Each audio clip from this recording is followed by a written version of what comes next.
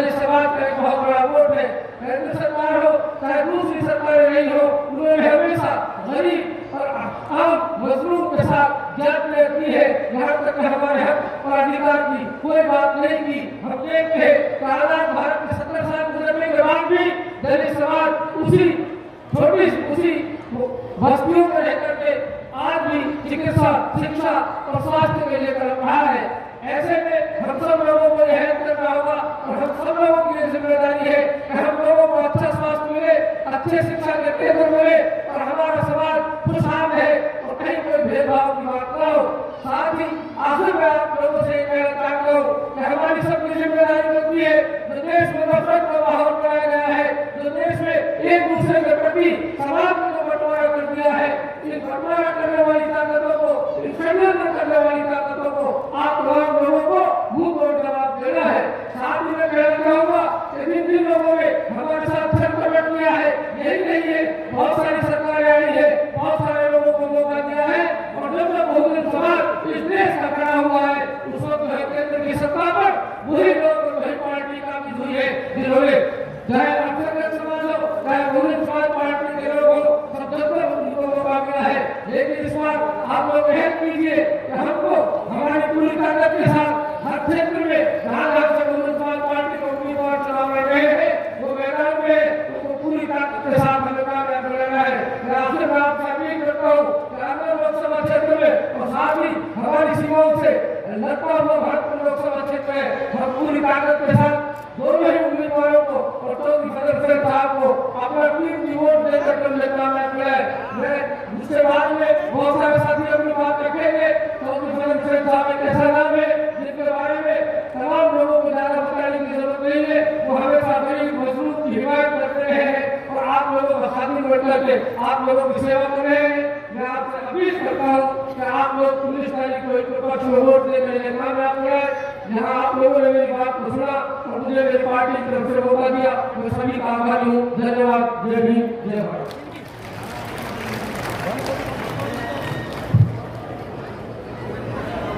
अब हमारे बीच में किशनगढ़ से चुनाव लड़ी बहन सिमरत कौर जी हमारे बीच में आई, जिन्होंने बड़ी मजबूती के साथ किशनगढ़ में चुनाव लड़ा।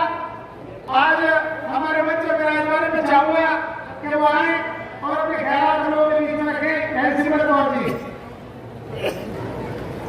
क्या हो रहा है? जय भीम।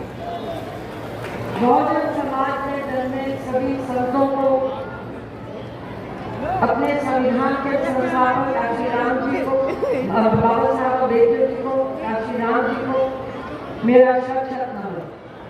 सम्मानित मंच, यहाँ बैठे हमारे कार्यकर्ता, एक बार सब जोर से कहें जय भीम।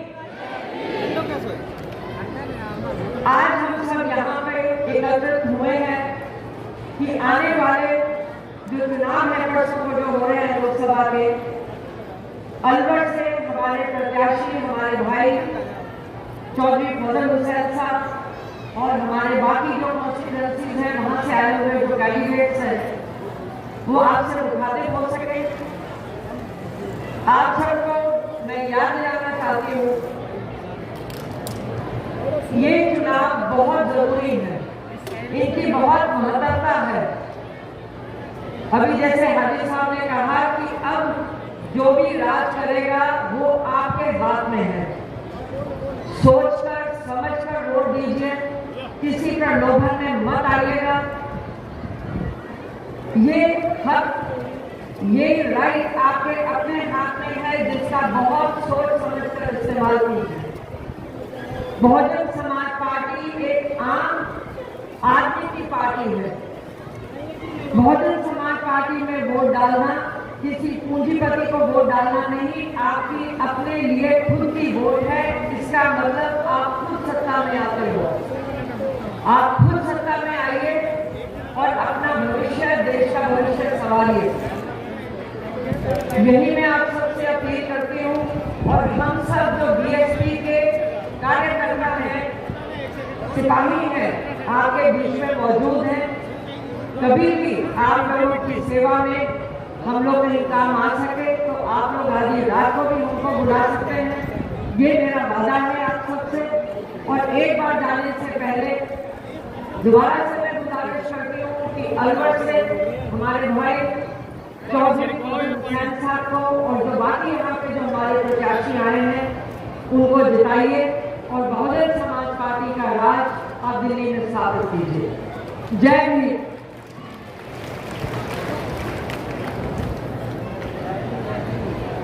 धन्यवाद। मैं चाहूंगा कि हमारे बीच में मौलवी फरूकी साहब जो कि देव समाज के बहुत ही प्रतिष्ठित व्यक्ति हैं, वो भी मंच पर विराजे। मैं चाहूंगा कि वो आए और अपने ख्यालात हम लोगों के बीच में रखें। मौलवी फरूकी जी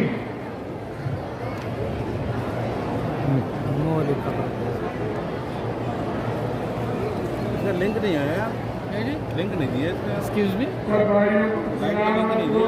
आ गया ना। और मैं सभी भाइयों की तरफ से अलवर की पर जो भी भाई आए हैं सबका मान सम्मान है। और मैं एक बात जरूर अर्ज करूँगा आपसे कि कभी आपने गौर से नहीं सोचा कि दलित और मुस्लिम अभी आ रहा है वैसे। ये 11 लाख वोट बनते हैं अलवर में। और अगर जो वोट हैं जैसे हमारे एक समाज है 4 लाख, 4 लाख वालों में 2 टिकट है। कांग्रेस का भी उसी में है और बीजेपी का भी उसी में है। और 11 लाख 2 लाख किसी ने उनको न कांग्रेस ने टिकट दिया न बीजेपी ने उनको टिकट दिया। तो ये एक बहुत बड़ी सोचने की बात है। 11 लाख की तादाद में आप अलवर में हैं और आप तो बिल्कुल आपकी तरफ से आंखें बंद करके उन्होंने फैसला किया है। अब इसका जवाब आपको देना है। इस 11 लाख आदमियों को जो 11 लाख आदमी वोट कर रहे हैं, इसका जवाब आप सब भाइयों को देना है और वो ताकत आपके पास है, वो आपके हाथ में। मैं ज्यादा वक्त मारे हुए बहन जी तस्वीर डालने वाली है। मैं सभी जितने भी हमारे राजस्थान से बहुजन समाज पार्टी के उम्मीदवार हैं, कैंडिडेट हैं, मैं उन सबके लिए और खास तौर पर हमारे हर दिल अजीज, हर दिल की धड़कन चौधरी फजल हुसैन जी और सभी भाई जो हैं ये सब फैसला करें कि आने वाले वक्त में आने वाली 19 अप्रैल को आपका बहुत कीमती वोट है। वो एक वोट आपका हाथी के निशान पर बटन दबानी है और बहन मायावती जी का हाथ मजबूत करना है। भाई चौधरी फजल हुसैन जी को आपने भारी बहुमत से कामयाब करना है। बस मैं इनके साथ आपका शुक्रिया अदा करता हूँ और मुझे उम्मीद है कि आप इसमें वोट खुद भी देंगे और अपने पड़ोस के साथियों से भी दिलवाएंगे। और ये मौका है आपको, क्योंकि ये पार्टी ऐसी है जो भाई से भाई को मिलाती है, भाई से भाई को अलग नहीं करती और पूरे हिंदुस्तान में एक भाईचारा का माहौल पैदा करती है, एक दूसरे से मोहब्बत पैदा करती है, नफरत को मिटाती है, मोहब्बत करती है और शिक्षा और तालीम और पानी और जितनी भी चीजें हम करते हैं आपको जरूरत है उसको ये पूरा करना है।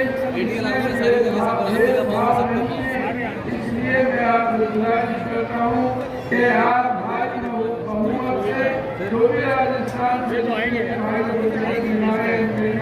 उन सब के हक में आप बोल रहे हैं और उनको कामयाब करके बहन मायावती जी का हाथ मजबूत करें। जय हिंद।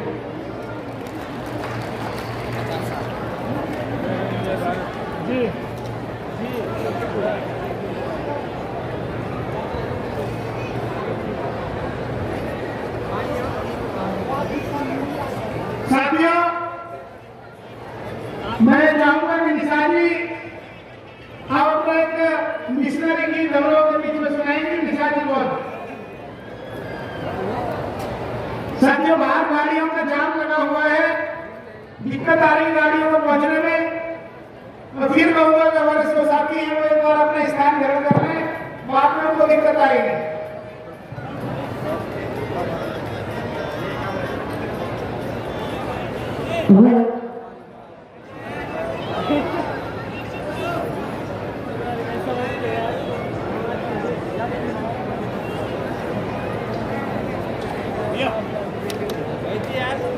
ठीक ठीक ठीक कर दूंगा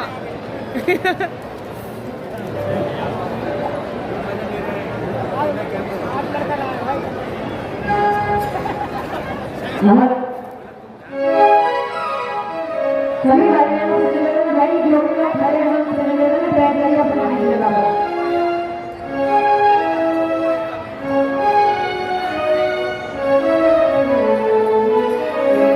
एक बार सभी बोले तो जय हिंद भैया तेरे जवाब नहीं है थोड़ी जय हिंद माता बहनों जय हिंद नहीं बहुत जैसे लड़के में आती है ना आवाज जैसे जय हिंद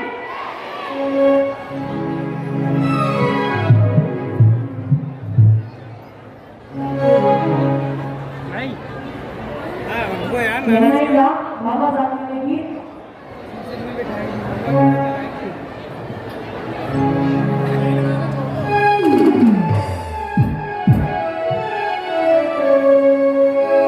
की बाबा साहब जैसा दूजा एक बात बता भाई बाबा साहब जैसा दूजा व्यक्ति कोई आज तक पैदा हुआ ना था है ना कभी हो सकता इसलिए कह रहे हैं क्या बाबा साहब जैसा दूजा वो जब भारत में कोई पाप नहीं कि बाबा साहब जैसा दूजा वो जब भारत में कोई पाप नहीं संविधान को बदल सके जो संविधान को बदल सके जो किसी की को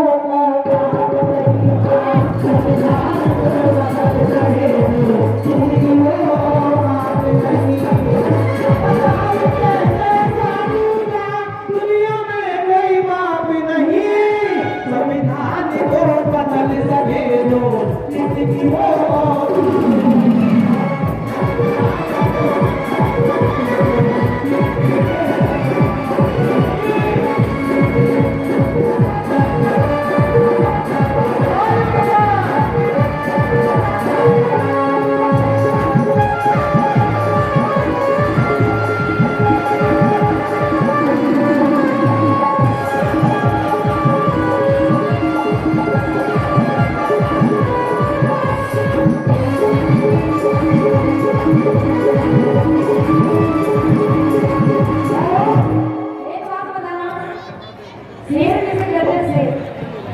जो अपने घर पे भी नहाए और दूसरे के घर पे भी उसे कहते हैं बाबा साहब देश में लेकिन विदेश में भी कमी नहीं छोड़े इसलिए जरा कहना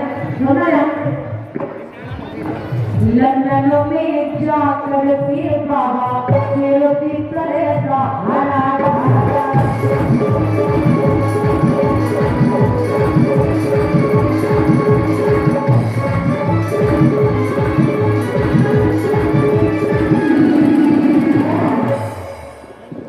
गांधी एंड कंपनी को भी पूरी तरह भटकाया था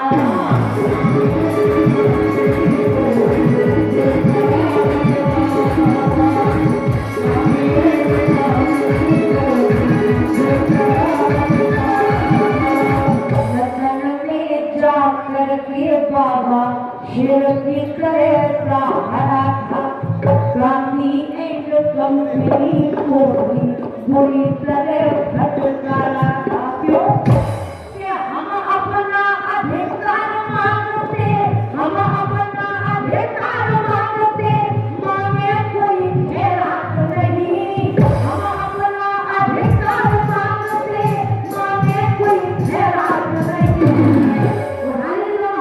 संविधान को बदल सके तो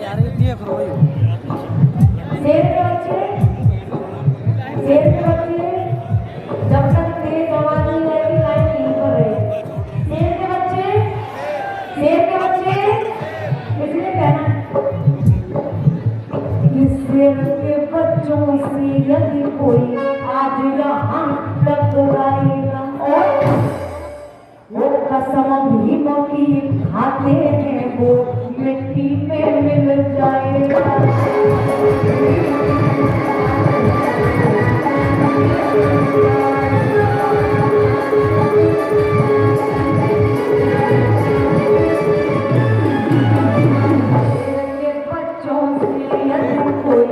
आज यहाँ टकराएगा कसम भीम की खाते हैं वो मिट्टी में मिल जाएगा। कि 50,000 किताबें पढ़ना 50,000 किताबें यही जीत साथियों, आदरणीय रंजीत 10 मिनट पहले हेलीकॉप्टर से जयपुर से अलवर के लिए रवाना हो गई है और थोड़ी देर में हम लोगों के बीच में आएंगी। इससे पहले मैं चाहूंगा जो भी हमारे जिम्मेदार साथी है थोड़े थोड़े शब्दों में अपनी बात कह करके समाप्त करें, क्योंकि आदरणीय रंजीत चंद मिनटों में हमारे बीच में पहुंचने वाली है। मैं हमारे बीच में बैठे मैं इमरान मसूदी जो की MIM के सदस्य हैं, इन्होंने बहुजन समाज पार्टी के प्रत्याशी भाई फजल हुसैन जी को समर्थन दिया है, तो मैं आऊंगा कि वो आए मंच पर अपने ख्यालात रखे। भाई इमरान मसूद जी आगे सड़ जाओ।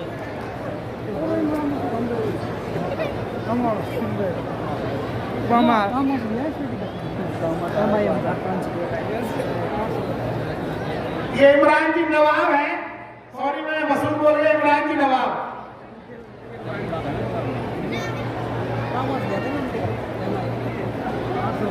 अस्सलाम वालेकुम, जय भीम, नमस्कार।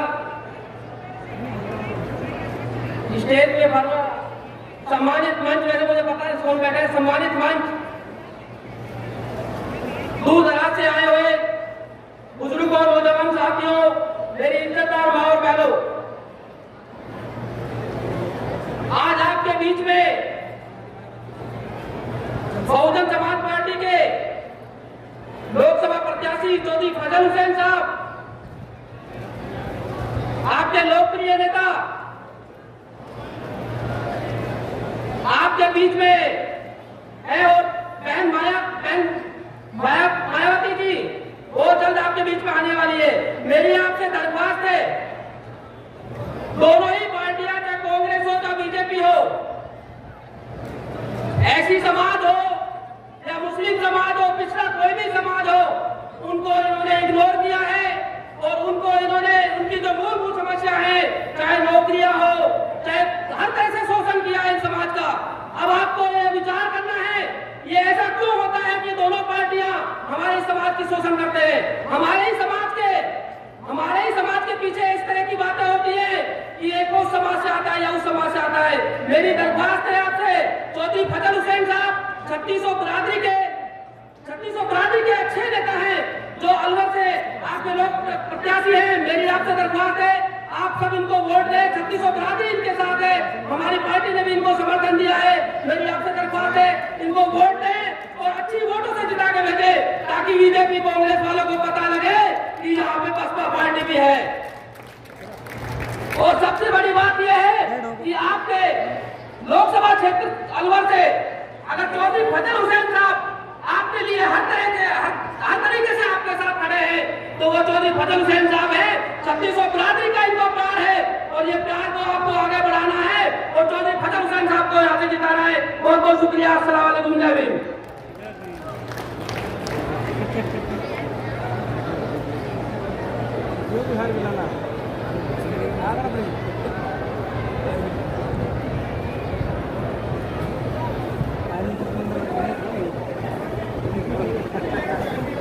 अब मैं चाहूंगा कि अलवर से हमारे प्रत्याशी भाई फजल हुसैन जी आए और अपने ख्यालात हम लोगों के बीच में रखे। भाई फजल हुसैन जी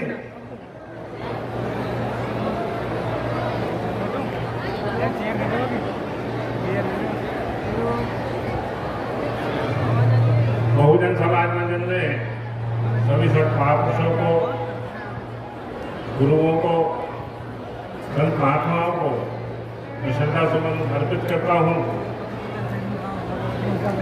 और यहाँ मौजूद हमारे नेशनल कोऑर्डिनेटर सांसद श्री रामजी गौतम जी, हमारे प्रदेश प्रभारी श्री सीपी सिंह जी, हमारे प्रदेश अध्यक्ष श्री भगवान सिंह बाबा जी,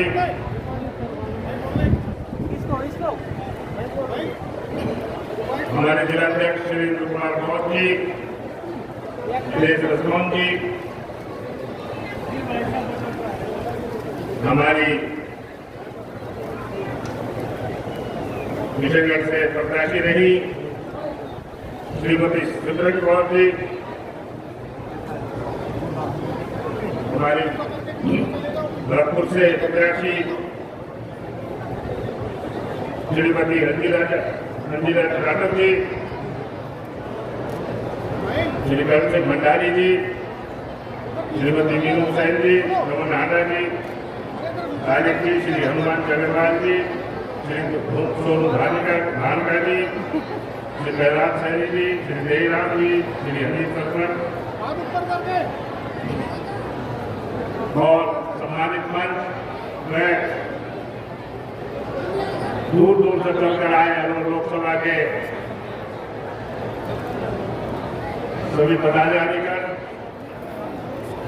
हमारे बुजुर्गों, नौजवान साथियों, प्यारे बच्चों, माताओं और बहनों, आपका बहुत बहुत शुक्रिया कि आप इतनी संख्या, भारी संख्या में यहाँ बता रहे हैं। मैं आपका बेहद शुक्रगुजार हूँ। और सबसे पहले मैं धन्यवाद करता हूँ हमारे राष्ट्रीय अध्यक्षा, उत्तर प्रदेश की 4 बार मुख्यमंत्री रही आयरन लेडी आदरणीय बहन श्री कुमारी मायावती जी का, कि उन्होंने हमें सौभाग्य दिया कि वो अलवर की धरातल पर खड़ी है। हम सब उनके बेहद शुक्रगुजार हैं। उनका शुक्रिया अदा करता हूं कि उन्होंने मुझे अलवर लोकसभा से अपना प्रत्याशी बनाया और मुझे उनकी सेवा करने का मौका मिला। ज्यादा ना कहते हुए मैं एक ही बात कहूंगा, इस दफा अलवर लोकसभा को बहन जी को उपहार देने का, बहन जी की झोली में डालने का ये टाइम आ गया है और ये मौका है कि हम एससी समाज, बहुजन समाज और मुस्लिम समाज मिलकर यहां से बहुजन समाज पार्टी की सीट जीत सकते हैं।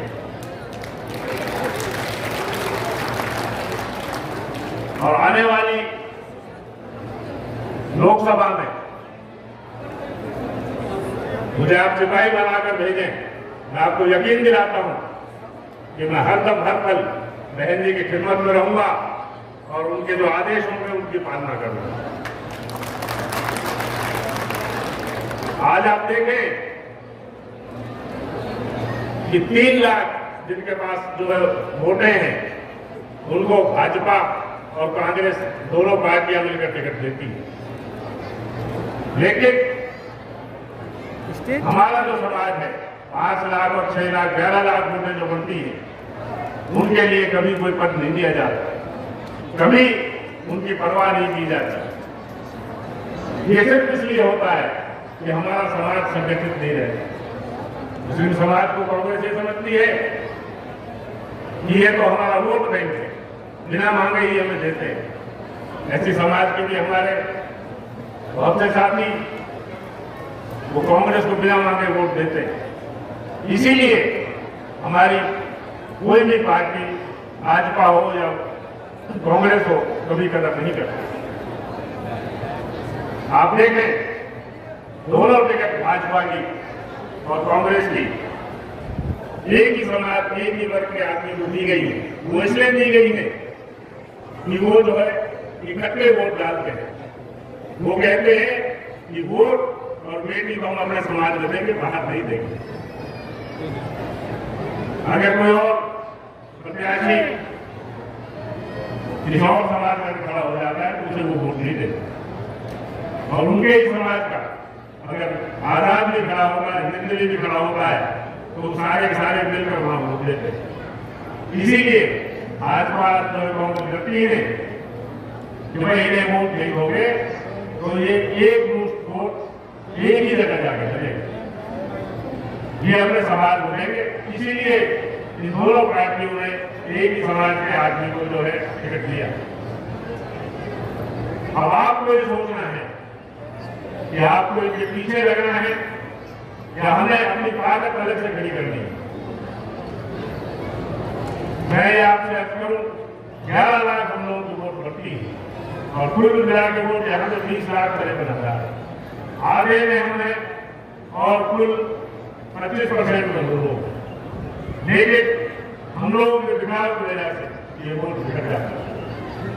आप सब संगठित हो जाए, आप इकट्ठे हो जाए, तो मैं ये कह रहा हूं कि बहुजन समाज पार्टी देश के अंदर अपनी सत्ता बनाएगी और आदरणीय कुमारी बहन मायावती इस देश की प्रधानमंत्री बनेगी।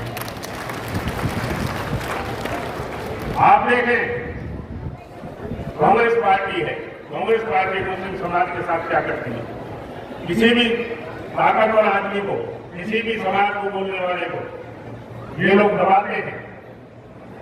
टिकट तो बहुत दूर की बात है, कोशिश करते हैं कि उनको दबाने की। हाल ही में आप देखें,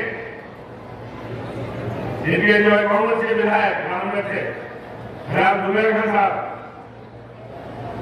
उनको उनकी जो है सड़क के ऊपर जो है उनकी धक्का मुक्की हुई उनके साथ, और कांग्रेस के सभी शीर्ष नेता, कन्नौज जिले के सभी शीर्ष नेता जो है पूरी जो कांग्रेस को चलाते हैं, वो ऊपर से खड़े होकर हंसते रहे। क्या यही हम लोगों का जो सम्मान है? क्या यही देव समाज का सम्मान है? उसके बाद भी हम कांग्रेस की बात करते हैं, बहुत शर्म की बात है। मैंने कांग्रेस इसलिए थोड़ी मैं कांग्रेस में था क्योंकि मुझे लगा कि यहाँ पर हमारे सम्मान की कोई बात नहीं, यहाँ पर सिर्फ हमें वोट की बात से समझा जाता है। कोई ताकतवर आदमी तो ये लोग कोई हैसियत नहीं देते। ये इन्हें कमजोर चाहिए, इन्हें चापलूस चाहिए, इन्हें कटपुतली चाहिए। अगर कोई इलाके का कोई जिम्मेदार आदमी, समाज का कोई जिम्मेदार आदमी अगर इनके खिलाफ खड़ा होता है तो उसे दबा के और कोशिश करते हैं कि बिल्कुल उसे खत्म करते हैं। और आज आप सभी के बीच में एक उम्मीद के साथ आपके बीच में हाजिर हो कि आप सभी मिलकर इन्हें जवाब दें और बता दें कि हमारा समाज किसी का पिछले नहीं है और हम जो है बहुजन समाज के साथ है, आदरणीय बहन जी के साथ है। आदरणीय बहन जी ने जो उत्तर प्रदेश में विकास कार्य किए, आदरणीय बहन जी ने जो मुस्लिम समाज का और बहुजन समाज का जो ख्याल रखा है, किसी ने नहीं रखा। आप देखें, आदरणीय बहन जी और माननीय काशीराम साहब ने जब इस पार्टी को खड़ा किया, संगठित किया, उससे पहले बाबा साहब के उन्होंने कहा तो जयंती मिलती थी, ना कोई उनका जो है नाम लेता था। लेकिन आज आप देखें, इनके बाबा साहब के जब से आवाज जो है काशीराम जी ने और बहन जी आप उनका नाम लेना शुरू किया, उनको आदर करना शुरू किया। आज ये सब के सब जो है बाबा साहब को जाके बहुत लगाना बहुत पता है। मैं तो ये कहता हूँ, बहुजन समाज पार्टी ही इस देश का जो है भविष्य है। आप सभी को मिलजुल कर इकट्ठे होकर संगठित होकर आप इकट्ठे हो जाओ तो आपको सत्ता से कोई भी नहीं हटा सकता।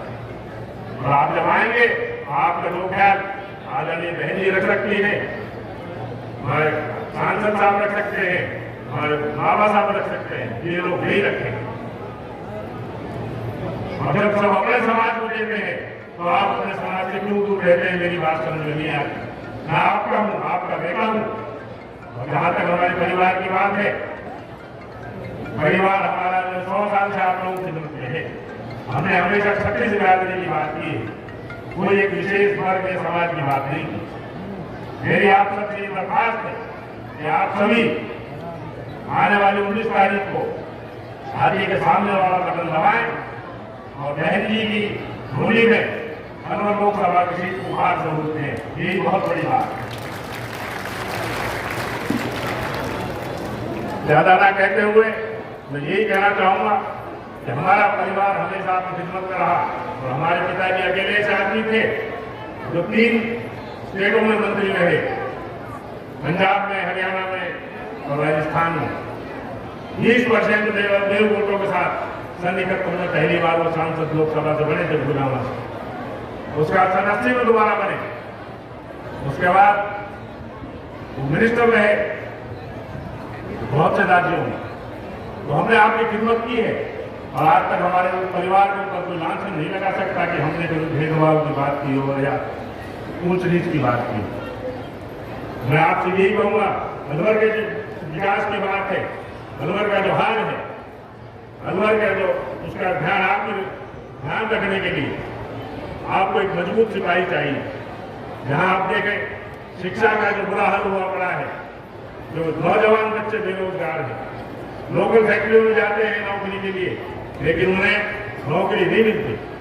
उनको ये कह कहा दिया जाता है कि आप लोकल हो, आप यहाँ से चले जाओ, आपको हम नौकरी नहीं देंगे। हमारी जमीनों पर जिन्होंने फैक्ट्रियां लगाई हुई हैं, उसके बाद हमारे बच्चों को जो है रोजगार नहीं है, बहुत बुरी बात है। यहाँ पानी की समस्या है, आज तक पानी की समस्या का हल नहीं हुआ।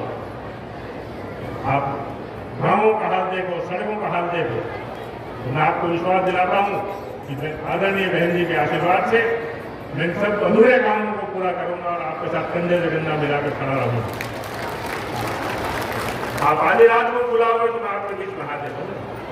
मेरी आपसे दरखास्त है कि आप सब एक हो जाए।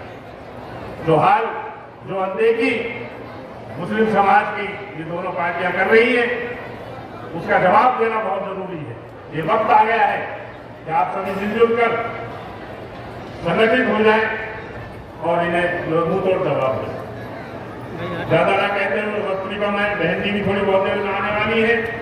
मैं आप सबका बहुत धन्यवाद करता हूं जिस तादाद में आप लोग यहाँ आए हैं। आपका बहुत बहुत शुक्रिया, बहुत मेहरबानी। जय भीम, जय भारत, जय हिंद, अस्सलाम वालेकुम, नमस्कार। धन्यवाद भाई फजल हुसैन जी।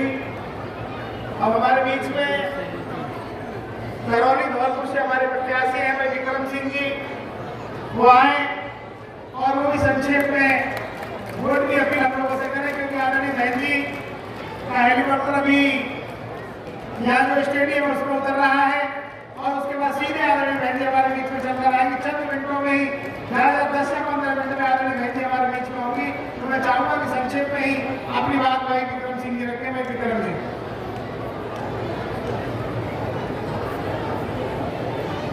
प्रधान भगवान बुद्ध के चरणों में नमन करता हूं और बाबा साहब जिन्होंने दलितों की आवाज को उठाकर आज दलितों को एक मुखर बिंदु दिया है, उनको नमन करता हूं।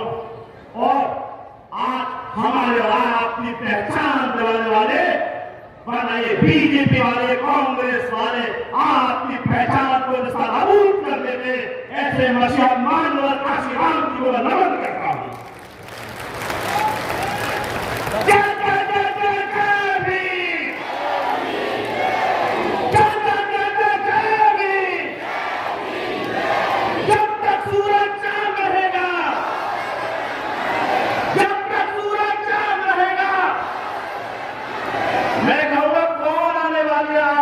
बब्बर बब्बर बब्बर होकर शेर नहीं आने वाली है। अलवर की आवाज उस दिल्ली की सत्ता तक जानी चाहिए कि दिल्ली की सत्ता में जब आपकी बहन जी, हमारी बहन जी जब दहाड़ेगी और इस देश के लिए, इस राष्ट्र के लिए, इस भारत का निर्माण करने के लिए आतुर है ये भारत की जनता। अरे कौन आने वाली है? अलग बात है। अरे कौन आने वाली है? अरे कौन आने वाली है? बब्बर बब्बर बब्बर बब्बर शेर नहीं आने वाली है। आवाज आनी चाहिए। अरे कौन आने वाली है? अरे कौन आने वाली है? बब्बर बब्बर बब्बर बब्बर शेर नहीं आने वाले हैं। माननीय प्रेम कुमारी मायावती जी, राष्ट्रीय अध्यक्ष, 4 बार की माननीय मुख्यमंत्री उत्तर प्रदेश की, कुछ ही क्षणों में यहाँ पर उपस्थित होने वाली है और मैं मंच को प्रणाम करता हूँ, इस्तकबाल करता हूँ। अलवर की भूमि को मैं नमन करता हूँ। मैं चंबल की माटी से क्षेत्र करौली धौलपुर से प्रत्याशी हूँ। मेरा नाम है विक्रम सिंह। मैं बताना चाहता हूँ आपको, आपकी अपनी बाहुबल की शक्ति इस 19 अप्रैल को दिखा दीजिए। मैं बताना चाहता हूँ माननीय फजल हुसैन साहब को इतने वोटों से जिताइए, इतने वोटों से जिताइए जिस तरीके जब हम अलवर की लोकसभा सीट को जिता के भेजेंगे तो माननीय बहन जी का हाथ मजबूत करने का काम करेंगे। अरे मैं बताना चाहता हूँ मेरे समाज के दलित गरीबों, आपका अपना वोट ये लोग बेरुपये बन के आएंगे, आपको बहकाने का काम करेंगे, आपको बदलाने का काम करेंगे, लेकिन आपको बदलाना नहीं है। हमारी बहन की चोट पर 19 अप्रैल के दिन को हमारा बटन हाथी के सामने वाला तवा है जब तक वाला जबकि पी की आवाज ना निकल जाए और बीजेपी कांग्रेस वालों की पी ना निकल जाए। मैं आपको बताना चाहता हूं आज इस बब्बर शेरनी के साथ इस हुजूम के साथ इस प्रांगण में दूर दूर से लोकसभा क्षेत्र से आए हैं माननीय बहन जी वो शेरनी है जिन्होंने संगठित करने का काम किया, समाज को जागृत करने का काम किया। हमारा हक बनता है कि नहीं? बताइए साथियों, आपका हक बनता है कि नहीं? क्या आप अपनी बहन जी को अलवर शहर से कसूला जाने देंगे? 4 जून को जब देखता है तो हाथी हाथी हाथी। मैं बताना चाहता हूं बहन जी वो शेरनी है जिन्होंने महिलाओं की कोठियों की आंख में नाक में दम तो कर रखा था। अब राजनीति अलवर के दम पे और राजस्थान में 25 की 25 सीटों को तब देखेंगे हमारे बहुजन समाज के नायकों के माध्यम से। और ये सीट तो इकलौती ऐसी सीट है तो 100% निकल रही है। यहाँ पर जो कैलकुलेशन है हमारा एससी समाज 100% अगर वोट कर जाता है तो कोई भी आपकी सत्ता को हिला नहीं सकता है। मैं बताना चाहता हूं कि आपको विकास के राह पर चलना है, आपको अपने विकास के साथ में अपनी नई पीढ़ियों को वो रास्ता देना है। इस रास्ते पर चलकर वो सत्ता का रास्ता है। क्या आप सत्ता को चाहते हैं? बोलिए, मैं पूछना चाहता हूं। पीछे आवाज आनी चाहिए, तालियों की गड़गड़ाहट के साथ आवाज आना चाहिए। ये हुंकार है, ये इंकलाब है, ये सत्ता का संघर्ष है। ये सत्ता के संघर्ष के लिए माननीय फजल साहब ने अलवर के कोने कोने से आपको बुला है। क्या आप घर को नहीं जाओगे? बोलिए, क्या आप घर को नहीं जाओगे? बोलिए। माता बहनों, मैं बताना चाहता हूं अगर सम्मान की बात करनी है, अगर स्वाभिमान की बात करनी है, अगर अपने बच्चों की आने वाली तालीम की बात करनी है, चिकित्सा शिक्षा की बात करनी है तो बहुजन समाज पार्टी एक मार्गदर्शी पार्टी विकास की गंगा उभा सकती है। ये बोलते हैं विकास किया है। आप देखिए उत्तर प्रदेश के विकास की बात देखिए, एक्सप्रेस वे किसी ने नाम नहीं सुना था। जब बहन जी ने एक्सप्रेस वे बनाया नोएडा से आरा तक, आपको पता है ना, तो विकास की गंगा राजस्थान में बहेगी, वो विकास की गंगा मध्य प्रदेश में बहेगी, वो विकास की गंगा उत्तर प्रदेश में बहेगी, वो पूरे के पूरे भारत को चाहो। आपको किसी बहकावे में नहीं आना है और 100% 19 अप्रैल को वोट करना है कि मुश्किलों में डरना नहीं है किसी से, कि मुश्किलों में हौसलों को आजमाना सीख लो और डर में भी यार मेरे डूबना सीख लो। और डूबने से डर गए तो पार क्या कर पाओगे? तुम समंदर के किनारे जो बनाना सीख लो। और सच बात कहना बहुजन नायकों की सच बात है कि सच बात कहना जिसकी भी आदत में आ गया उस आदमी का नाम इबादत में आ गया। उठेगा किस तरह से रोशनी का अगर तुम बुझ गए आदमी के फैसले। मिलकर ये ऊंच नीच मिलकर दिलों से नफरतें मिटा दी जाए। एक नई दुनिया मोहब्बत की, चैन अमन की, बहुजनों की बसा दी जाए। जय भीम, जय भारत, जय हिंद। धन्यवाद भाई विक्रम सिंह जी। बड़े ही जोशीले अंदाज में आपने अपनी बात रखी। सम्मानित साथियों, बहुजन समाज पार्टी का यह लक्ष्य है कि इस देश की जो हुकूमत है प्रदेशों में जो सत्ता है वो बहुजन समाज पार्टी के हाथ में हो। और हमारा सारा संघर्ष तो इसी बात को लेकर है, एक तरफ बहुजन समाज को मान सम्मान मिले, हक और अधिकार मिले, क्योंकि देश की आजादी को लगभग 77 साल का समय हो चुका है और इन 77 वर्षों में परम पूजनीय बाबा साहब डॉक्टर अम्बेडकर ने जो वोट का अधिकार हमें दिया, उस वोट का इस्तेमाल हमने पिछले 75 सालों में किया साथियों। लेकिन जिन लोगों को वोट देकर के हम लोगों ने राजा बनाकर भेजा, क्योंकि साथियों आज जिनको आप एमएलए चुनते हो, एमपी चुनते हो, ये सांसद विधायक की बात छोड़िए, जिनको मुख्यमंत्री और प्रधानमंत्री चुनते हो वो आपके वोट से बनते हैं, लेकिन आपके वोट से जीत कर जाने के बाद आपके हक अधिकार के लिए, आपकी समस्याओं के समाधान के लिए काम नहीं करते। साथियों आप लोगों ने देखा होगा उत्तर प्रदेश बिल्कुल आपके नजदीक है और उत्तर प्रदेश में जब बहुजन समाज तैयार हुआ, एससी के लोग तैयार हुए तो ओबीसी के लोग भी साथ आए, माइनॉरिटी के लोग भी साथ आए और सवर्ण समाज के वो गरीब जिनको लंबे समय के बाद भी हक और अधिकार नहीं मिले, जिन्हें सत्ता से दूर रखा गया, वो लोग जब साथ आए तो चार बार उत्तर प्रदेश जैसे बड़े प्रदेश में आदरणीय बहन कुमारी मायावती जी को मुख्यमंत्री बनने का मौका मिला साथियों। और आदरणीय बहन कुमारी मायावती जी उत्तर प्रदेश में मुख्यमंत्री बनी साथियों, तो आप लोग अच्छी तरह जानते हैं जिस प्रकार का शासन आदरणीय बहन कुमारी मायावती जी ने उत्तर प्रदेश में दिया, वो शायद पिछले 75 सालों में कोई भी सरकार नहीं दे पाई साथियों। आदरणीय बहन कुमारी मायावती जी जब उत्तर प्रदेश में मुख्यमंत्री बनी, साथियों मैं बता देना चाहता हूँ, बहुजन समाज पार्टी के माननीय काशीराम ने एक नारा दिया था कि जो जमीन सरकारी है वो जमीन हमारी है। और बहन कुमारी मायावती जी जब उत्तर प्रदेश में मुख्यमंत्री बनी तो 5-5, 6-6 बीघा जमीन के पट्टे काटकर आदरणीय बहन कुमारी मायावती जी ने हमारे समाज के लोगों को देने का काम किया साथियों। मुझे कहने की आवश्यकता नहीं है कि किस प्रकार का शासन आदरणीय बहन कुमारी मायावती जी ने किया, क्योंकि चाहे मीडिया हो, सारा देश जानता है कि बहन जी ने कितना कुशल शासन प्रशासन इस देश में चलाया साथियों। आज एक अपील आप लोगों से हम करना चाहते हैं, एक निवेदन करना चाहते हैं कि अगर आप लोग चाहते हैं कि बहन कुमारी मायावती इस देश की प्रधानमंत्री बने तो एक वोट हमें हाँ जी निशान पर देना होगा, तभी जाकर बहन कुमारी मायावती इस देश की प्रधानमंत्री बनेगी साथियों। मैं हमारे बीच में भाई फजल हुसैन जी जो कि यहाँ के प्रत्याशी हैं,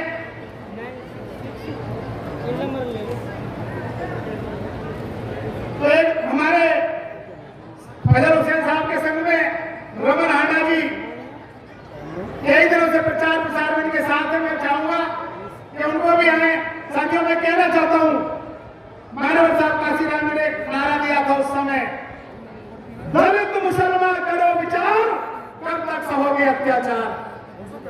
इस कांग्रेस ने हमें अपना वोट बैंक समझा है और वोट बैंक हमारा वोट लेने के बाद हमारी तरफ कतई हमारे विकास की तरफ ध्यान नहीं दिया। तो इसलिए आज मैं कहना चाहता हूं, जैसा कि मीडिया भी कह रहा है, लगभग 9 लाख वोट माइनॉरिटी और एससी का इस लोकसभा में, बहुत सारे लोग आएंगे, माइनॉरिटी के लोगों को ये वर्ग लाएंगे कि दलित तो वोट दे ही नहीं रहा है, आपको वोट देने की क्या जरूरत है।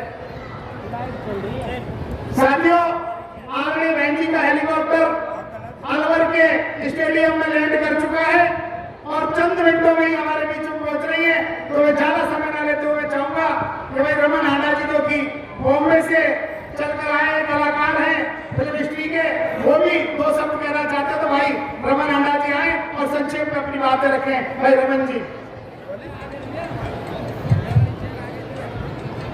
अलवर की जनता को मेरा प्रणाम। मैं बंबई से चलकर आया हूं आप सब लोगों के लिए। अगर आप देखें तो देखिए कितना तूफान और आंधी आया जब आप लोग आए।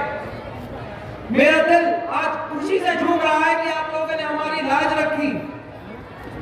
हम सब ने आपके गांव-गांव जाकर आप लोगों से विनती करी कि आप लोग अपना शक्ति प्रदर्शन करें। अरे आप लोगों में तो वो आंधी थी कि कुदरत भी झुक गई और तूफान ले आई।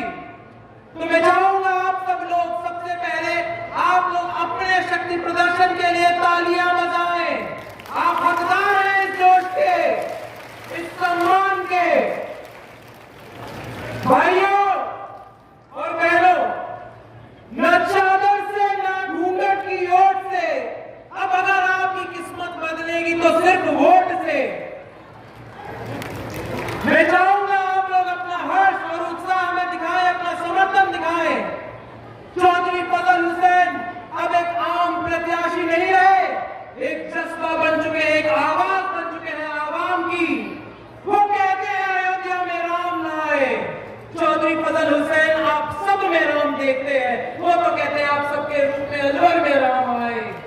तो क्यों तड़प रहे हैं आप लोग पानी की एक एक बूंद को? क्यों तड़प रहा है अलवर पानी की बूंद को? क्यों नहीं पिलाता पानी को? तो अब आवाज बनेगी जो जाएगी सांसद तक। चौधरी फजल हुसैन यहाँ पानी की भर लाएगा, हर एक आदमी की प्यास बुझाएगा। अलवर अब प्यासी नहीं रहेगी, ये वादा करता हूं मैं। और वादा करते हैं चौधरी फजल हुसैन आप सबसे, क्योंकि वो आप सबके दिल में राम देखते हैं, सिर्फ अयोध्या में नहीं। भाइयों, ये आखिरी मौका है आपको अपनी आवाज उठाने का। अगर हम चाहते हैं अपनी मुसीबत से निजात, तो हमें होना होगा एक साथ और होना होगा आजाद। आजाद होना पड़ेगा हमें इस गुलामी की बेड़ियों से, जो हमें जाति पाति और धर्म के नाम पर बांट रही है। भाइयों, क्या हम लोग एक साथ हैं? मुझे आवाज नहीं आ रही। क्यों कमी है आपके जोश में? ये तो युद्ध है आपके वजूद का, आपके सम्मान का, आपकी मान का, आपकी प्रतिष्ठा का। अब तो जाग जाओ। अरे भाई, टीवी में रोज कहता है चैन से जो सोना है तो जाग जाओ। भाइयों, अब तो जाग जाओ। यही विनती लेकर मैं आप सबके पास आया हूँ। आने वाली 19 तारीख को आप लोग हाथी निशान के सामने का बटन दबाकर भारी बहुमत से चौधरी फजल हुसैन के साथ अपने आप को विजयी बनाए, अपनी आवाज को सांसद तक पहुंचाए। बहुत बहुत शुक्रिया, धन्यवाद। साथियों, हमारे बीच में जयपुर ग्रामीण के जो उम्मीदवार है वो भी बैठे, हनुमान चक्रवाल जी, चूरू से भाई दहीराम जी जो उम्मीदवार है वो भी बैठे हैं। अब मैं चाहूंगा कि बहन जी के आने का समय हो, इससे पहले चंद शब्दों में ही जो हमारी भरतपुर की उम्मीदवार है इंजीनियर अंजिला जी वो आए और अपनी बात हमारे बीच में रखें। अंजिला जी।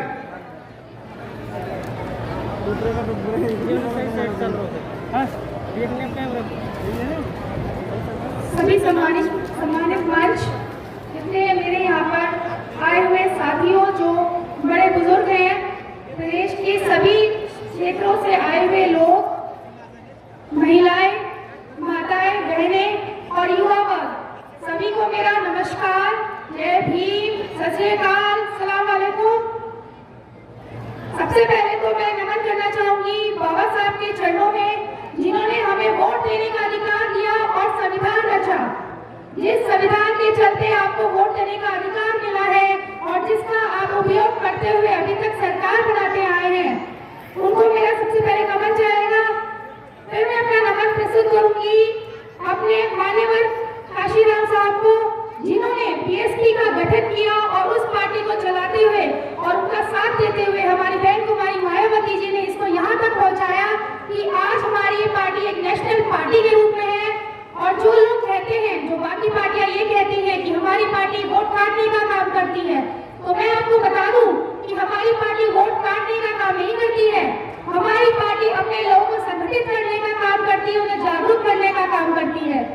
और हमारा ये उत्तरदायित्व बनता है, जो बहुजन समाज को मानते तो हैं, बाबा साहब को मानते तो हैं। अभी 3-4 दिन पहले हमने 14 अप्रैल मनाई, 133वीं जयंती मनाई बाबा साहब की, खूब रैलियां निकाली।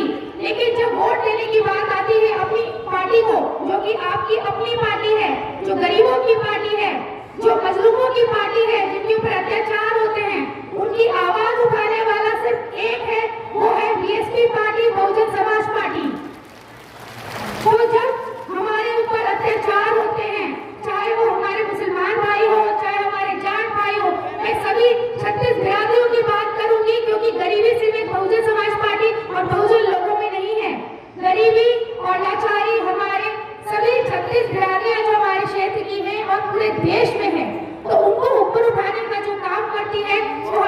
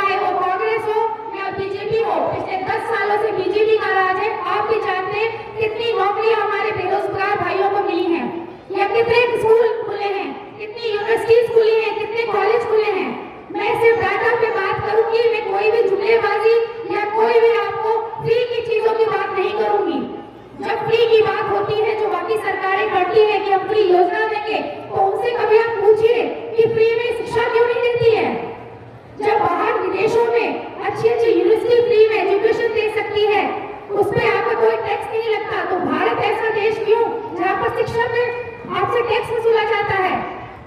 शिक्षा फ्री होनी चाहिए, रोजगार के नए नए क्षेत्रों में काम करने चाहिए। मैं भरतपुर क्षेत्र की प्रत्याशी हूँ अंजिला जाटव, और मैं मुझ पे जो मायावती जी ने अपना आशीर्वाद दिखाया, मुझे इस योग्य समझा है कि मैं अपने जो मैंने शिक्षा प्राप्त की है, मैं उसका योगदान अपने क्षेत्र के विकास में कर सकूं। तो मैं चाहूंगी कि इस बार आप भरतपुर क्षेत्र और बाकी पूरे प्रदेश की बात मैं करूंगी और पूरे देश की बात करूंगी, क्योंकि हमारा संकल्प और हमारा जो एक काम हमें करना है वो है, हमें अपनी मायावती जी को, बहन कुमारी मायावती जी को प्रधानमंत्री बनाना है और सरकार में हमें लाना है। लेकिन लोग सोचते हैं कि सरकार जो हमारे प्रदेश में चल रही है, 2 सरकारें हैं, बीजेपी और कांग्रेस, लेकिन आपने कभी तीसरी जो नेशनल पार्टी है हमारी बसपा पार्टी, उसको तो मौका ही नहीं दिया, जबकि हमें पता है कि हमारी आबादी कितनी है। अगर हम सब एक साथ संगठित हो जाएं तो कोई हरा नहीं सकता हमको। लेकिन हम क्यों नहीं जीत पाते हैं, क्यों नहीं सरकार में आ पाते हैं? क्योंकि आप लोग कभी संगठित हुए ही नहीं। आप लोगों को बहकाया जाता है कि आप इस बार कांग्रेस को वोट दीजिए क्योंकि बीजेपी हटानी है। बीजेपी वाले बोलते हैं आप बीजेपी को वोट दीजिए क्योंकि हमें कांग्रेस हटानी है। जब आपको पता है कि आपकी बातें सुनने वाला और आपकी परेशानियां सुनने वाला सिर्फ एक पार्टी है, बहुजन समाज पार्टी, तो आप लोग इतना बहुमत होने के बावजूद आप लोग क्यों नहीं बहुजन समाज पार्टी का साथ और समर्थन करते हैं? क्यों हर बार आपकी वही समस्या रहती है कि पिछली सरकारों ने कोई काम नहीं किया?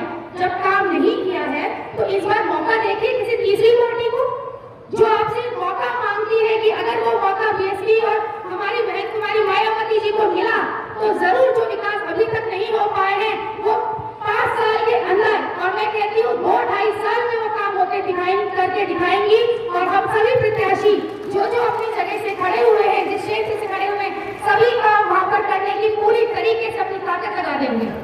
अगर मैं अपने भरतपुर क्षेत्र की बात करूं और पूरे प्रदेश की बात करूं, पानी की समस्या सबसे बड़ी समस्या है, जिसके बारे में हर कोई नाम बात करता है और जो योजनाएं आती है उसमें कोई काम नहीं किया गया है। तो मैं आपको डाटा के साथ बताती हूँ कि ये कितने काम होगा। और जो पानी, कांग्रेस ने भी बोला है अभी कि 5 साल में पानी आ जाएगा, 5 साल में फिर सरकार बदलेगी, फिर पानी का मुद्दा रहेगा। तो मैं कहूंगी कि आप लोग इस बार हाथी के बटन को दबाते हुए इस बार बीएसपी को इतनी भारी बहुमत से जिताइए कि जो समस्या अभी तक नहीं आपकी समाधान हुआ है वो हम अपनी सरकार लाने में करने की कोशिश करेंगे। धन्यवाद। जय भीम, जय भारत। धन्यवाद अंजना जी। आगे पत्र जो है लेट कर चुका है, वहां से कार के द्वारा बहन जी हमारे बीच में पहुंच रही है। तो मैं चाहूंगा कि एक बार हम नारों की ऐसा कर लें क्योंकि आगे बहन जी हमारे बीच में पहुंच रही है। ये माइक वाले जो बीच में जो साइड थोड़ा कम बज रहा होता है, इसको देखो भाई। हेलो हेलो, मेरी आवाज पीछे आ रही है? आप में मेरी आवाज पीछे आ रही है? प्रहलाद की सैनी वो भी हमारे बीच में आए हुए हैं। मेरी आवाज पीछे आ रही है? आ रही है मेरी आवाज? क्या पीछे आ रही है? आप लोग देखिए बनाने वाली है, बहन जी वहाँ हेलीपैड से बदल चुकी है। आप सभी लोग धन्यवाद भाई। ये मैंने सही करो, डी के नीचे वाले लखनऊ वाले जो टेंट वाले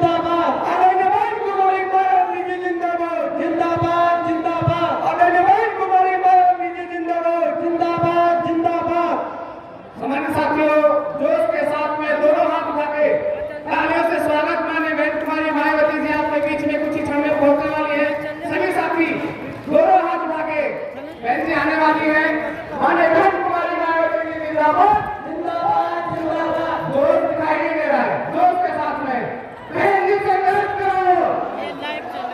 बाबा साहब अमर रहे, बाबा साहब अमर रहे, कांग्रेस के सम्मान में, बहन जी मैदान में, वोट हमारा नाम तुम्हारा, नहीं चलेगा बहुजन समाज पार्टी जिंदाबाद, बहुजन समाज पार्टी जिंदाबाद, बीएसपी की क्या पहचान, बहन कुमारी मायावती जी जिंदाबाद।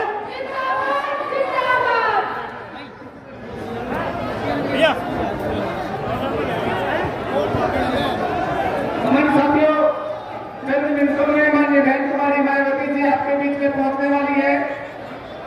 बाइक वाले साथी से निवेदन है कि आप जैसे ही कहेंगे है तो बाइक काट लें और छोटा जो है गायक वाला मंच है वो और साथियों के बीच में इको सिस्टम ज्यादा आ रहा है, आपका आवाज साफ नहीं जा रही है, थोड़ा सा आवाज को आप देखें, आप सभी लोगों को बीच में आवाज आ रही है, हाथ उठा के कहें आ रही आवाज, पीछे पीछे, थैंक यू, धन्यवाद।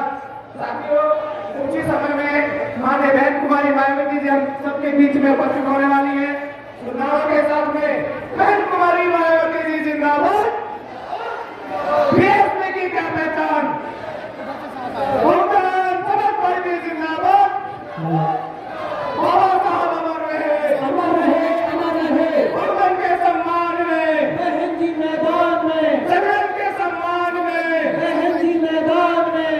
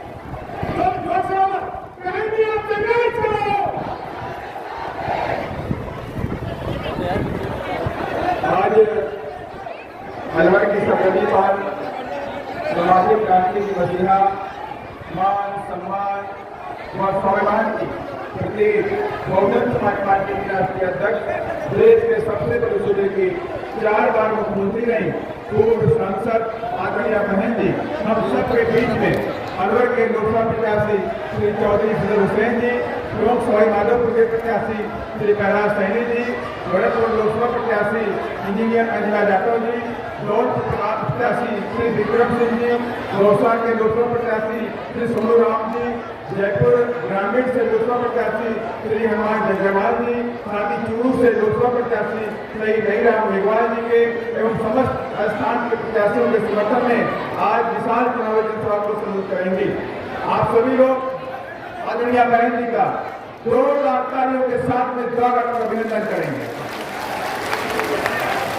और मैं पार्टी के वरिष्ठ पदाधिकारीगण और अलवर के प्रत्याशी फजल हुसैन जी, आदरणीय बहन जी को बहुजन समाज पार्टी का प्रतीक चिन्ह हाथी देकर स्वागत और अभिनंदन करेंगे। फजल हुसैन जी।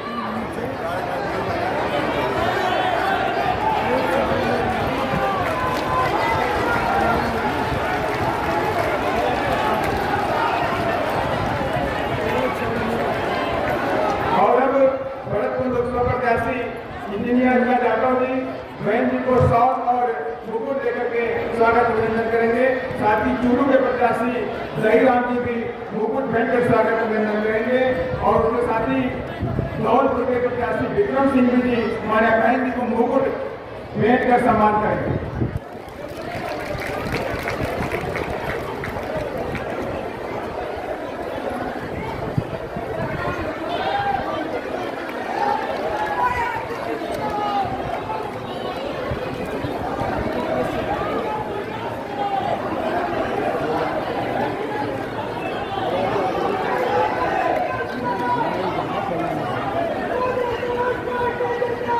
और मैं आदरणीय बहन जी से विनम्र आग्रह करता हूं कि आप अपने ख्याल रखें।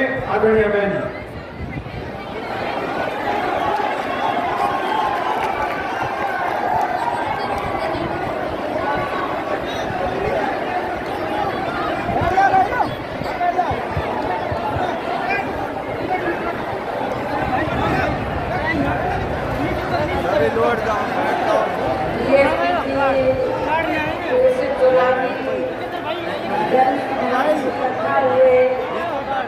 पार्टी के सभी छोटे बड़े पदाधिकारी एवं कार्यकर्ता आज आपको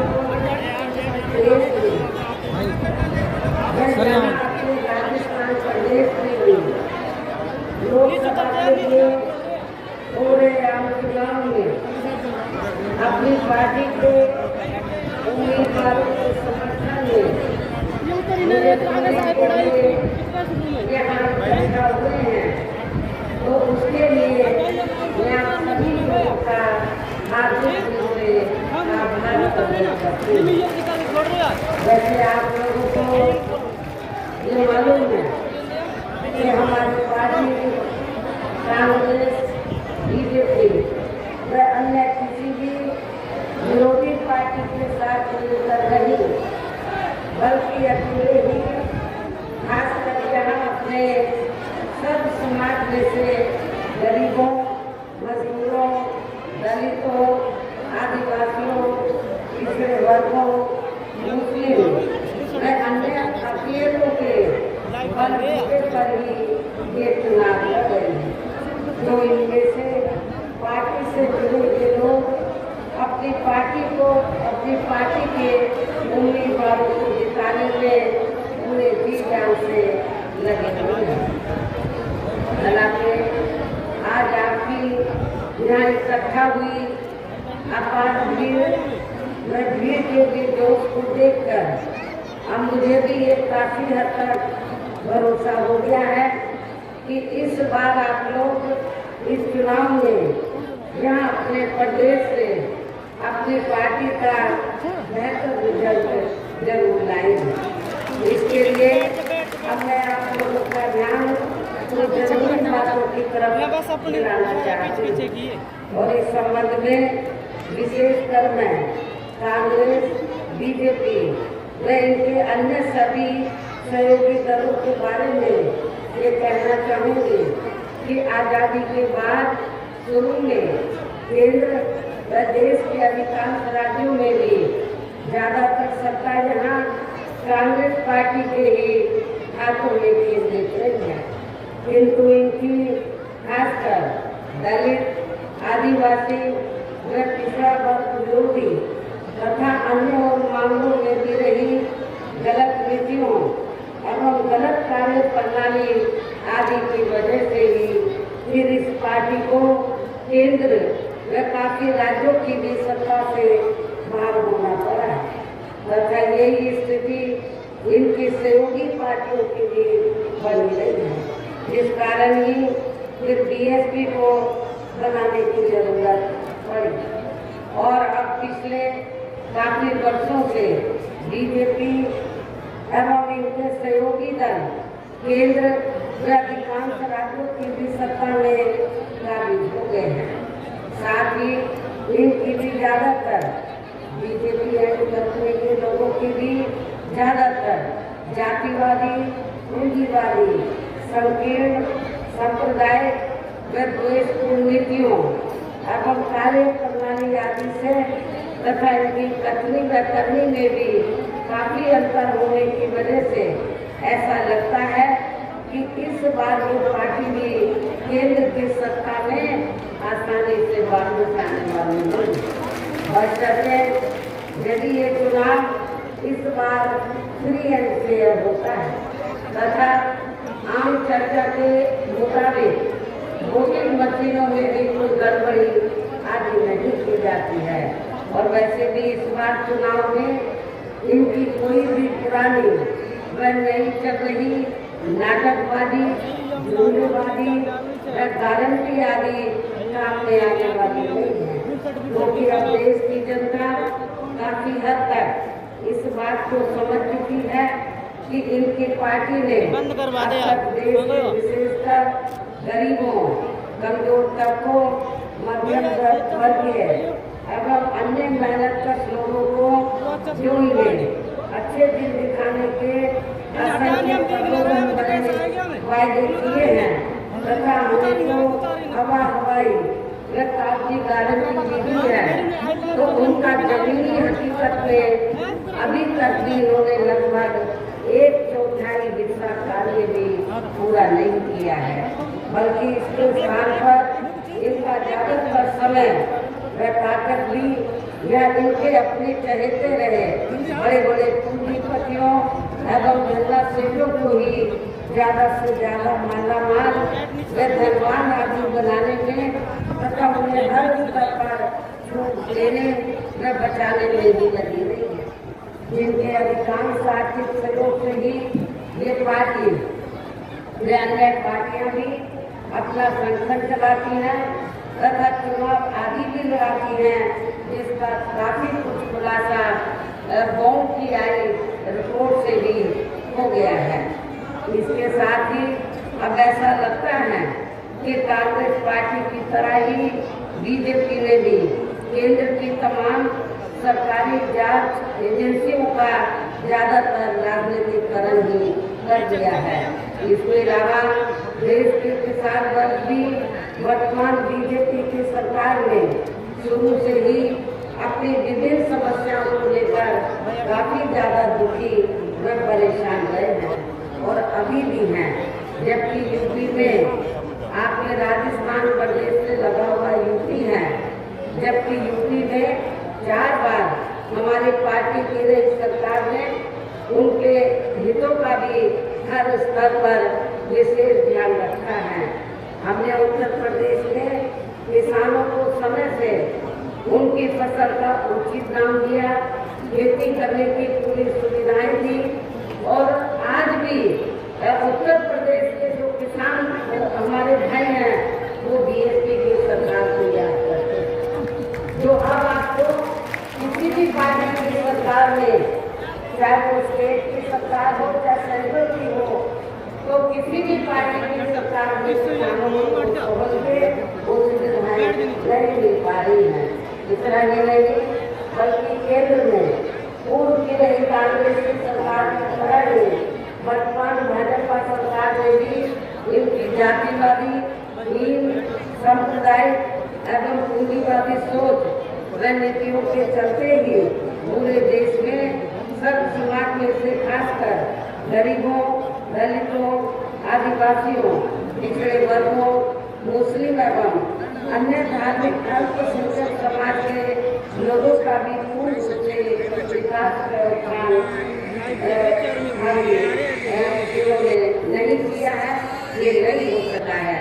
और इस संदर्भ में वैसे आप लोगों को ये मालूम है कि पूरे देश में यहाँ दलितों, आदिवासियों एवं अन्य पिछड़े वर्गों का सरकारी नौकरियों में वर्षों से अधूरा पड़ा आरक्षण का कोटा भी अभी तक पूरा नहीं भरा गया है। विशेषकर SC व ST वर्गों के सरकारी कर्मचारियों का पदोन्नति में आरक्षण को काफी हद तक प्रभावहीन भी बना दिया गया है। साथ ही केंद्र व राज्यों में भी विरोधी पार्टियों की नई सरकारों ने इन सभी वर्गों का प्राइवेट सेक्टर में आरक्षण दिए जाने की व्यवस्था किए बिना ही इनकी सरकारों के ज्यादातर सरकारी कार्य अब प्राइवेट सेक्टर के जरिए ही इनके बड़े बड़े पूंजीपतियों व धनराशियों आदि को ही दिए जाने के कारण अब इनको पूरे देश में आरक्षण का बहुत कम ही लाभ मिल पा रहा है। इसी प्रकार इनका अन्य और मामलों में भी शोषण व उत्पीड़न आदि होना अभी तक भी बंद नहीं हुआ है। इसके साथ साथ मुस्लिम व अन्य धार्मिक अल्पसंख्यक समाज के लोगों की भी हालत हर स्तर पर यहाँ काफी ज्यादा खराब व दयनीय बनी हुई है, जिसका काफी कुछ खुलासा सत्र कमेटी की रिपोर्ट में भी किया गया है। इतना ही नहीं बल्कि पिछले कुछ वर्षों से केंद्र में अधिकांश राज्यों में भी बीजेपी व RSS की सरकारों के चलते हुए अब इनका विकास एवं उत्थान आदि होना भी काफी हद तक बंद हो गया है। आए दिन इन पर खासकर धर्म की आड़ में, हिंदुत्व की आड़ में हो रही जनजाति भी यह काफी ज्यादा चरम सीमा पर पहुंच चुकी है। इसके साथ साथ अपर कास्ट समाज में से विशेषकर गरीब लोगों की भी हालत हमें कोई खास अच्छी नजर नहीं आती है। इनकी गलत कृषि नीतियों के कारण ही किसान वर्ग भी आए दिन आंदोलित रहता है। साथ ही इनकी गलत आर्थिक नीतियों की वजह से देश की अर्थव्यवस्था पर भी इसका काफी बुरा प्रभाव पड़ रहा है, जिससे यहाँ विशेषकर छोटे एवं मध्यम वर्गीय व्यापारी वर्ग भी काफी ज्यादा दुखी व परेशान है। और अब केंद्र में पूर्व की रही सरकारों की तरह ही वर्तमान भाजपा सरकार में भी यहाँ पूरे देश में गरीबी, बेरोजगारी एवं महंगाई आदि भी लगातार काफी ज्यादा बढ़ रही है। देश में हर स्तर पर ठहरा भ्रष्टाचार भी कम नहीं हुआ है। साथ ही अपने देश की सीमाएं अभी तक भी पूरे तौर से सुरक्षित नहीं है, ये भी बड़ी चिंता की बात है। ऐसे में अब आप लोगों को देश में हो रहे लोकसभा चुनाव में, इस समय देश में हो रहे लोकसभा चुनाव में कांग्रेस, बीजेपी व इनकी सहयोगी पार्टियों को भी केंद्र की सत्ता में आने से जरूर रोकना है। जिनकी गलत नीतियों व गलत कार्य प्रणाली आदि को आप लोग काफी हद तक आजमा भी चुके हैं।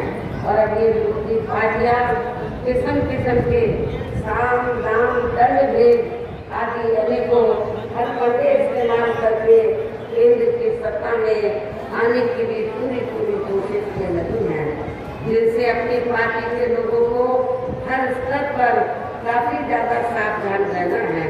और इस मामले में विरोधी पार्टियां अपने अपने पक्ष में हवा बनाने के लिए खासकर मीडिया ओपिनियन पोल व सर्वे आदि का जो बड़े पैमाने पर इस्तेमाल कर रही हैं, तो उनसे अपनी पार्टी के लोगों को बिल्कुल भी गुमराह नहीं होना है। इसके साथ ही विरोधी पार्टियों के विभिन्न रूपों में जारी किए गए इनके हवाई व प्रलोभन भरे चुनावी घोषणा पत्रों एवं वायदों आदि के बहकावे में भी अपनी पार्टी के लोगों को कतई नहीं आना है, जिन्हें ये पार्टियां चुनाव खत्म होने के बाद ज्यादातर अमल में नहीं लाती है और अब जिन पर से देश की जनता का अधिकांश विश्वास ही उठ गया है। ये खास वजह है कि हमारी पार्टी किसी भी चुनाव में अपनी पार्टी का कोई भी चुनावी घोषणा पत्र आदि जारी नहीं करती है। वैसे भी हमारी पार्टी किसी भी मामले में कहने में बहुत कम बल्कि कार्य करके दिखाने में ही ज्यादा विश्वास रखती है। और इस बात का सबसे बड़ा सबूत ये है कि उत्तर प्रदेश में 4 बार हमारी पार्टी के नेतृत्व में रही सरकार ने चुनाव में पार्टी के बिना जारी किए गए घोषणा पत्र के ही प्रदेश के आम जनहित में काफी कुछ ऐतिहासिक कार्य करके दिखाए हैं, जिसकी अब देश में अधिकांश पार्टियों की सरकारें काफी नकल की कर रही हैं।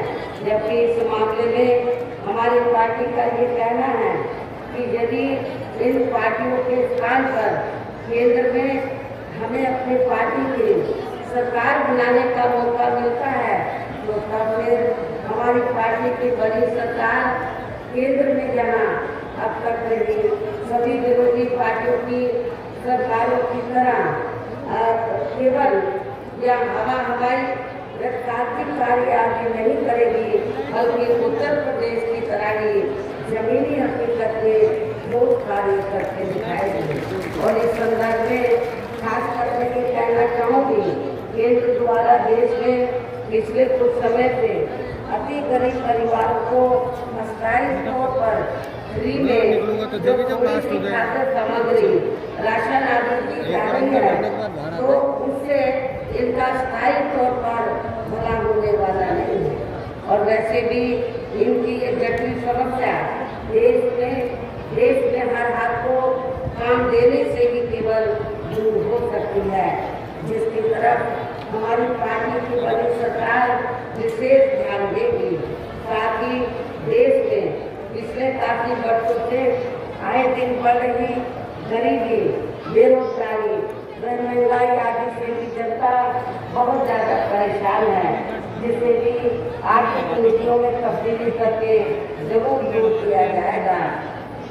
धर्म की आड़ में अर्थात हिंदुत्व की आड़ में पिछले कुछ वर्षों से खासकर मुस्लिम समाज के लोगों का द्वेष की भावना से जो इनका काफी ज्यादा शोषण व उत्पीड़न आदि किया जा रहा है, तो इसे भी जरूर रोका जाए। कहने का तात्पर्य ये है कि देश में इस समय हो रहे लोकसभा चुनाव में विरोधी पार्टियों के जारी किए गए इनके हवाई व प्रलोभन भरे चुनावी घोषणा पत्रों आदि के बहकावे में अब यह खासकर देश के अति गरीबों, मजदूरों, बेरोजगारों एवं अन्य जरूरतमंद लोगों को बिल्कुल भी नहीं आना है। और अब इन्हें ऐसी सभी विरोधी पार्टियों को केंद्र की सत्ता में आने से जरूर रोकना है, जिनकी कथनी व करनी में काफी अंतर रहा है तथा जिन्हें ये लोग वर्षों से, जिन्हें देश की जनता और अपनी पार्टी के भी लोग वर्षों से आजमा भी चुके हैं। ऐसे में अब मेरा यही कहना है कि आप लोगों को अपने खुद के वे अपने प्रदेश के एवं देश के भी हित में अपने वोटों को यहाँ कांग्रेस, बीजेपी व अन्य विरोधी पार्टियों को न देकर केवल अपनी एकमात्र विदेशी पार्टी बहुजन समाज पार्टी को ही देना है, जो ये पार्टी उत्तर प्रदेश की तरह ही केंद्र में भी अपनी पार्टी की सरकार बनने पर फिर पूरे देश में यहाँ अपनी पार्टी की सर्वजन हिताय व सर्वजन सुखाय की नीतियों पर आधारित कोई सरकार चलाएगी। इसके साथ साथ केंद्र से जुड़ी आपके क्षेत्र की जो भी यहाँ स्थानीय समस्याएं होंगी तो उन्हें भी फिर दूर करने का असंभव पूरा प्रयास किया जाएगा। साथ ही यहाँ गरीबों, मजदूरों, बेरोजगारों, कर्मचारियों, किसानों, छोटे व्यापारियों एवं अन्य मेहनत लोगों के हितों का भी विशेष ध्यान रखा जाएगा। सर्व समाज में से खासकर दलितों, आदिवासियों, पिछड़े वर्गों, मुस्लिम व अन्य धार्मिक अल्पसंख्यक समाज के लोगों के विकास एवं उत्थान के साथ साथ हर स्तर पर इनकी सुरक्षा आदि के लिए भी प्रभावी कदम उठाए जाएंगे। और तभी फिर यहाँ वास्तव में अपने देश के महान संतों, गुरुओं व महापुरुषों में भी विशेषकर महात्मा ज्योतिबा फुले, श्री छत्रपति शाहू जी महाराज, श्री नारायण गुरु, बाबा साहब डॉक्टर भीमराव अम्बेडकर एवं मान्यवर श्री कांशीराम जी आदि का अधूरा सपना जरूर साकार हो सकता है, जिनको यूपी में अपनी पार्टी की रही सरकार द्वारा हर स्तर पर पूरा आदर सम्मान दिया गया है। लेकिन ये सब विरोधी पार्टियों को अच्छा नहीं लगा। जब बीएसपी के नेतृत्व में 4 बार सरकार बनी तो विरोधी पार्टियों को अच्छा नहीं लगा। और जब हमने अपनी सरकार में अपने संतों, गुरुओं, महापुरुषों को हर स्तर पर विभिन्न रूपों में आदर सम्मान दिया तो ये विरोधी पार्टियों को अच्छा नहीं लगा। और इतना ही नहीं तो बीएसपी की जब अकेले अपने बलबूते पर चौथी बार सरकार बनी फिर तो विरोधी पार्टियों की हवाइयाँ उड़ गई। और उसके बाद से चाहे कांग्रेस है, चाहे बीजेपी है या अन्य विरोधी पार्टियां हैं तो उन्होंने अंदर आपस में मिलकर तो फिर इन्होंने ये फैसला किया, ये सोच विचार किया कि यदि हमने बहुजन समाज पार्टी को आगे बढ़ने से नहीं रोका, ऐसे ही बीएसपी आगे बढ़ती रही तो फिर ये पार्टी केंद्र की सत्ता पर भी काबिज हो सकती है। तो उसके बाद से फिर इन सभी विरोधी पार्टियों ने तो दलितों में, आदिवासियों में, अन्य पिछड़े वर्गों में तो जो लोग पार्टी के संकेत के दिमाग में हुए उनको खरीद कर इन्होंने छोटे छोटे संगठन बनाए।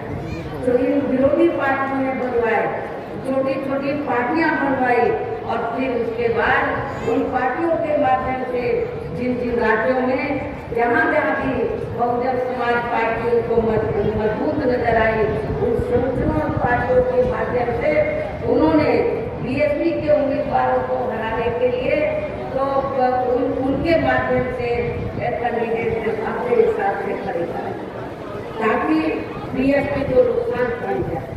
खासतौर से बड़े पैमाने पर दलितों को खराब किया जाता है ताकि दलितों का बीएसपी का जो देश वोट है वो बढ़ जाए और बीएसपी को नुकसान हो जाए। तो ये भी इन लोगों ने किया है। उत्तर प्रदेश ही पूरे देश के अंदर इन्होंने किया है। और इतना ही नहीं, उत्तर प्रदेश में जब बीएसपी की पूर्ण बहुमत की सरकार बनी अकेले अपने बलबूते पर तो जो आसपास के राज्य हैं, चाहे तो आपका राजस्थान है, मध्य प्रदेश है, बिहार है, तो उनमें भी वहाँ भी दबे कुचले लोगों में ऊर्जा पैदा हुई, उनमें ऊर्जा पैदा हुई, उनका हौसला बुलंद हुआ। आपके राजस्थान में, मध्य प्रदेश में तो जब असेंबली का चुनाव हुआ हमारी पार्टी के लोग काफी लोग चुनकर आए, कभी ज्यादा भी चुनकर आए, कभी कम भी चुनकर आए, लेकिन ये भी उनको अच्छा नहीं लगा। उनको लगा अभी तो 6-7 चुनकर आ रहे हैं, आपके राजस्थान से 2 चुनकर आ रहे हैं, मध्य प्रदेश में भी ऐसे आ रहे हैं, लेकिन उत्तर प्रदेश की तरह इधर की संख्या ना बढ़ जाए। तो चाहे कांग्रेस राजस्थान में सत्ता में रही हो चाहे बीजेपी सत्ता में रही हो, इन्होंने कुछ समय के बाद हमारी पार्टी के विधायकों को इन्होंने तोड़ा। कांग्रेस भी कम नहीं है, बीजेपी भी कम नहीं है, और जहाँ पर शिंदे की पार्टी का कुछ नहीं है, बीजेपी ने उनको आगे करके कि जाओ शिंदे की पार्टी में चले जाओ, लेकिन ये शरारत सब भारतीय जनता पार्टी की है। और मैं आप लोगों को ये बताना चाहती हूँ कि कब तक कांग्रेस और बीजेपी ये तोड़ फोड़ की राजनीति करेगी।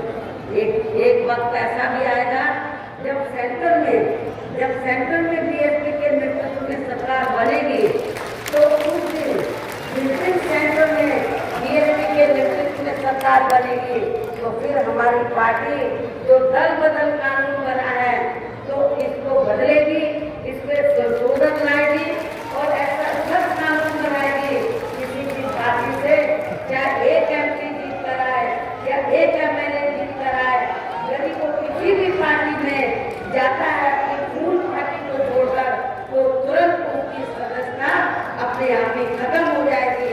हमारी पार्टी ऐसा कानून बनाएगी जिससे कि आप लोगों को पूरे जी जान से लड़ना होगा।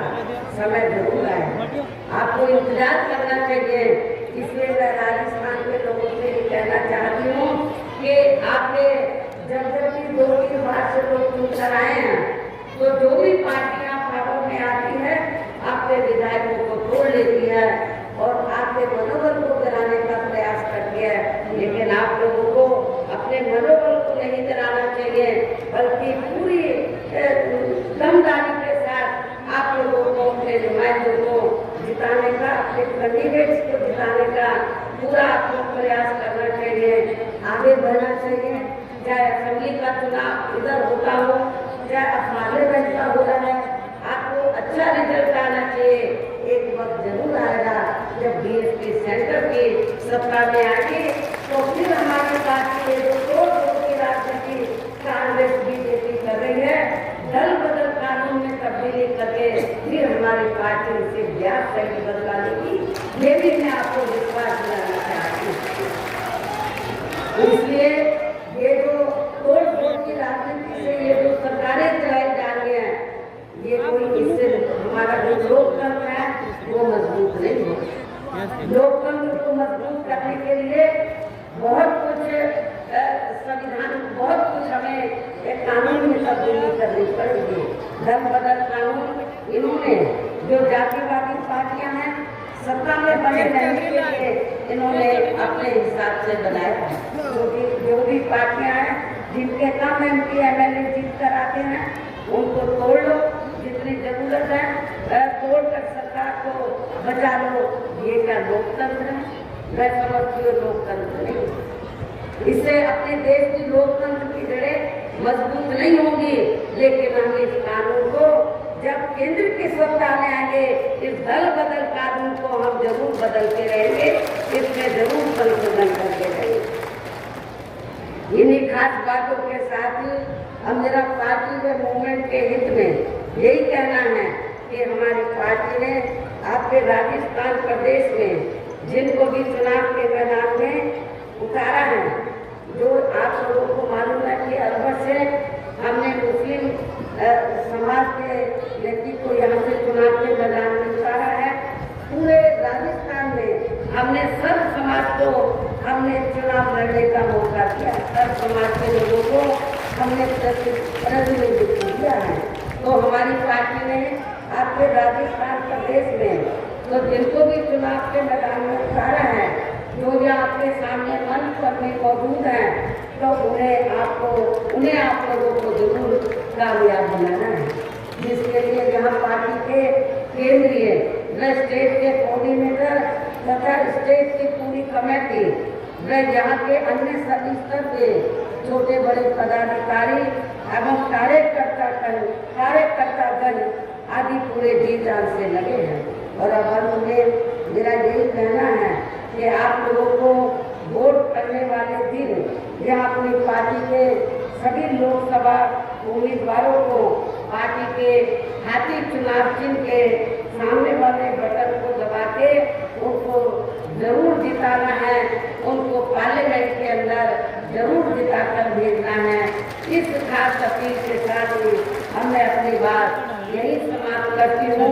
जय भीम, जय भारत।